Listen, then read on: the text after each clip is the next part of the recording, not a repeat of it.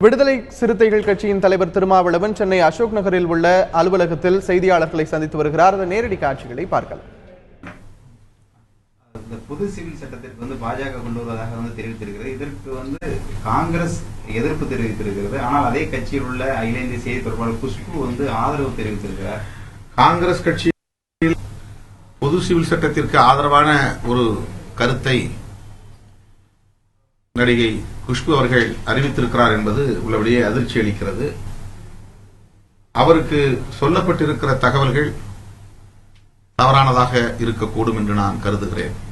ஏனென்றால் பொது சிவில் சட்டம் கொண்டு வருவதற்கு இஸ்லாமிய சமூகத்தில் உள்ள பெண்களின் பாதுகாப்பை கருதி பெண்களின் நலன்களை முன்னிறுத்தி என்ற ஒரு தோற்றத்தை சிலர் ஏற்படுத்த முயற்சிக்கிறார்கள். இஸ்லாமிய சமூகத்தில் பெண்களுக்கு பாதுகாப்பு வழங்க வேண்டும் என்கிற அடிப்படையில் தான் பொது சிவில் சட்டம் கொண்டு வரப்படுகிறது என்று கூறுவது மக்களை ஏமாற்றும் ஒரு மோசடி முயற்சியாகும். அதை நடிகை குஷ்பு அவர்கள் நம்பியிருக்கக்கூடும் என்று நான் கருதுகிறேன். பொது சிவில் சட்டம் என்பது சிறுபான்மை சமூகத்தினரின் ஜனநாயக உரிமைகளை பாதிக்கும் என்பதால் தான் நாம் பொது சிவில் சட்டத்தை எதிர்க்கிறோம். இந்திய தேசம் என்பது பல்வேறு மொழிகளை பேசுகிற பல்வேறு தேசிய இனங்களை கொண்ட தேசம் மட்டும் இன்றி பல்வேறு மதங்களை கொண்டிருக்கிற ஒரு சமூகம். இந்து சமூகம், இஸ்லாமிய சமூகம், கிறிஸ்தவ சமூகம், பௌத்தம், சமணம் என்று பல்வேறு பாரம்பரியங்களை கொண்ட சமூகங்களை உள்ளடக்கிய தேசம்தான் இந்திய தேசம். ஒவ்வொரு சமூகத்திற்கும் தனிச்சட்டங்கள் உள்ளன. இந்து சமூகத்திற்கு மட்டும் 200க்கும் மேற்பட்ட தனிச்சட்டங்கள், பர்சனல் லாஸ் ஒவ்வொரு மதத்திற்கும் உண்டு. கிறிஸ்தவ சமூகத்திற்கு, இஸ்லாமிய சமூகத்திற்கு, இப்படி ஒவ்வொரு சமூகத்திற்குமான அவர்களது பாரம்பரிய பண்பாட்டை பாதுகாக்கிற வகையில் அதையே அந்த தனி சட்டங்களாக இந்திய அரசியலமைப்பு சட்டம் அங்கீகரிக்கிறது. ஆக இஸ்லாமிய சமூகத்திற்கான ஷரியத் சட்டம், மார்க்க சட்டம் இந்திய அரசியலமைப்பால் அங்கீகரிக்கப்பட்ட காரணத்தால் அது நடைமுறையில் இருக்கிறது. பெண்களின் உரிமை அதனால் பாதிக்கப்படுகிறது என்று சொல்லுவது ஒரு தவறான கருத்து. பெண்களை விவாகரத்து செய்ய வேண்டுமானால் ஒரே நேரத்தில் செய்துவிட முடியாது. அதுக்கு இஸ்லாமிய சட்டம் அனுமதிக்கவில்லை. முதல் முறை தலாக் சொன்னால் அதற்கு அடுத்த தலாக் சொல்லுவதற்கு 3 மாதவிடாய் கால இடைவெளி வழங்க வேண்டும் என்பது ஷரியத் சட்டம் சொல்லுகிற ஒரு நடைமுறையாகும்.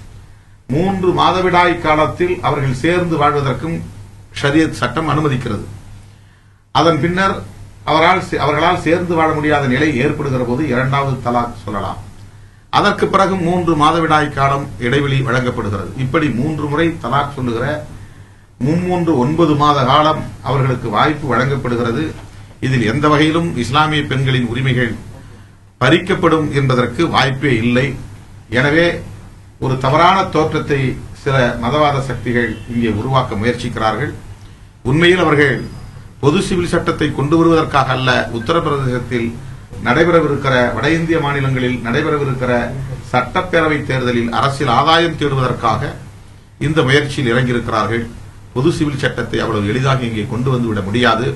அந்த சட்டத்தை கொண்டு வருவதற்கு புரட்சியாளர் அம்பேத்கர் அவர்களையும் துணைக்கு இழுக்கிறார்கள். அவர் எந்த இடத்திலும் பொது சிவில் சட்டத்தை கொண்டு வர வேண்டும், சிறுபான்மை சமூகத்தினரின் உரிமைகளை நசுக்கிவிட்டு என்று சொல்லவில்லை. இந்திய தேசத்தில் ஒரு பொது கருத்து உருவாக வேண்டும். அனைத்து சமூகத்திற்கிடையேயும் ஒரு பொது கருத்து, ஒரு நல்லிணக்கம் உருவாக வேண்டும். அப்படி அனைத்து சமூகத்தினரின் பொது கருத்தை பெற்ற பின்னர்தான் பொது சிவில் சட்டத்தை இங்கே நடைமுறைக்கு கொண்டு வர முடியும். இது பாரதிய ஜனதாவுக்கு தெரியும். அண்மையிலே வெங்கையா நாயுடு அவர்களும் இதே கருத்து சொல்லியிருக்கிறார்.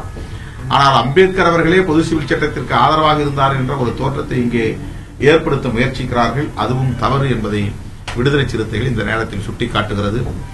மதுரை மாவட்டம் கீழையூர் என்னும் இடத்தில் அரசு பள்ளியில் பள்ளி மாணவர்களை சாதியின் பெயரால் கொடுமை செய்திருப்பது வெளிச்சத்திற்கு வந்திருக்கிறது. அந்த பள்ளியின் தலைமை ஆசிரியர் ஒரு பெண்மணி ஆவார்.